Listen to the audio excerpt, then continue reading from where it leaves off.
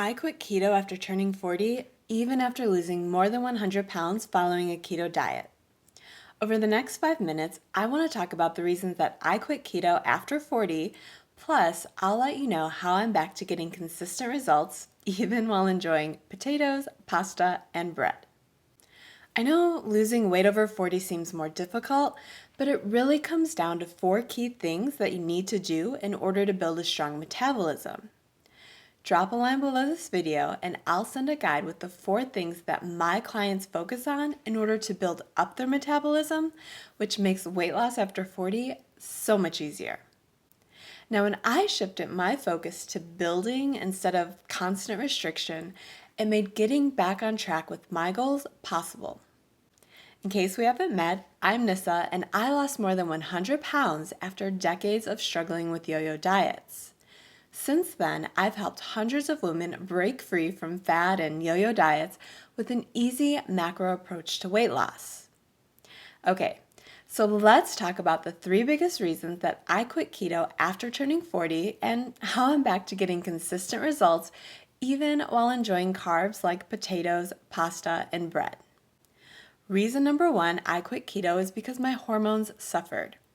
Now, even though everyone who promotes a keto lifestyle says carbs aren't an essential macronutrient, my hormones suffered when I took carbs out of my diet for too long. After living a keto lifestyle for more than 5 years, where I lost more than 100 pounds, I quit because as a woman over 40, I just didn't feel good anymore keeping carbs at a keto level. While I love the weight loss and energy I first experienced after lowering carbs to less than 50 grams per day, not having carbs in my diet created a stress on my body. And while some stress is good, I also dealt with other life stressors like taking care of kids, running a business, keeping my house in order, cooking, meal prep, and even stressors that were meant to improve my health, things like restricting carbs, intermittent fasting, and even exercise. And while some hormetic stress is good for weight loss, too many stressors all at once can lead to complete burnout. And that's where I was 5 years into my keto diet.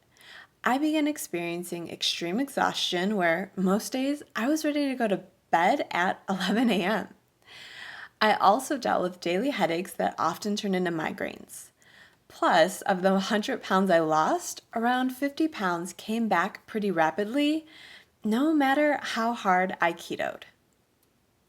Once I listened to my body and added more carbs back in, I noticed all of these symptoms began disappearing. Now I'm at the point where if I happen to have a day where I eat less than 100 grams of carbs, the headaches and exhaustion just come right back. And as a bonus, the energy I have from including more carbs is much better than when I was stressing myself out trying to stay in ketosis. Reason number 2 I quit keto 5 years in is I regained weight. As I just mentioned, half of the original weight I lost came back rapidly. And no matter how low I cut carbs or how many keto-friendly foods I ate, nothing seemed to help. Looking back, attempting to remain in a ketogenic state actually hurt my weight loss efforts. And while regaining half of what I lost is tragic enough, I also noticed in the 5 years I followed a keto lifestyle, there were always 10 to 20 pounds in scale creep that I continually battled. So while the 50 pounds of rapid weight regain was very apparent, struggling to keep off a constant 10 to 20 pounds of scale creep while staying completely keto legal wasn't any fun since I just always felt like I was on a diet. I never just got to simply enjoy life because my sole health focus was always avoiding carbs in order to lose weight. Now that I follow a more balanced approach, the weight is coming off consistently and I don't feel deprived of any of my favorite foods. Of course, that's mostly because it's easy to fit everything that I love into my flexible diet routine. Reason number 3 I quit keto is my goals changed. When I began a keto lifestyle in 2014, my sole goal was to lose 100 pounds after having my first baby.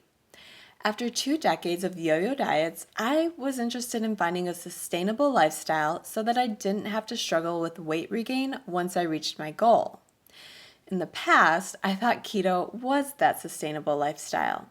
In fact, all of the keto experts told me keto could be my forever lifestyle. I believed that and I fully promoted that. But all of that changed once my body revolted and decided that I needed more than 100 carbs daily just to feel like a human.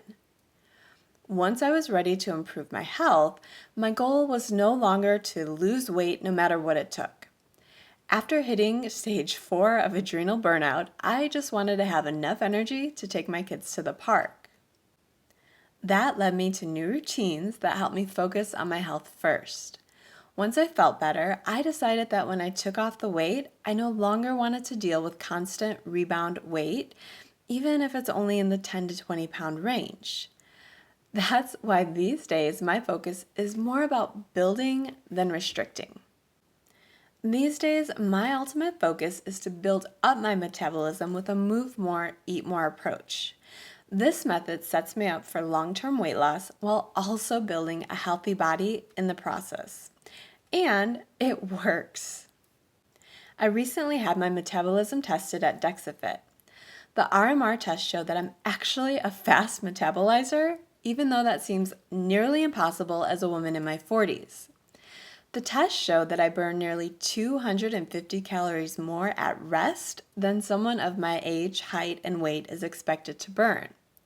Now, in case you're not near a calculator, that means I burn more than 2 pounds of extra fat each month by eating more food. So, if you're wondering exactly how I eat more in order to build a strong metabolism, drop a line below. I'll send the 4 things that I focused on to help build a strong metabolism, which makes shedding fat a much easier process.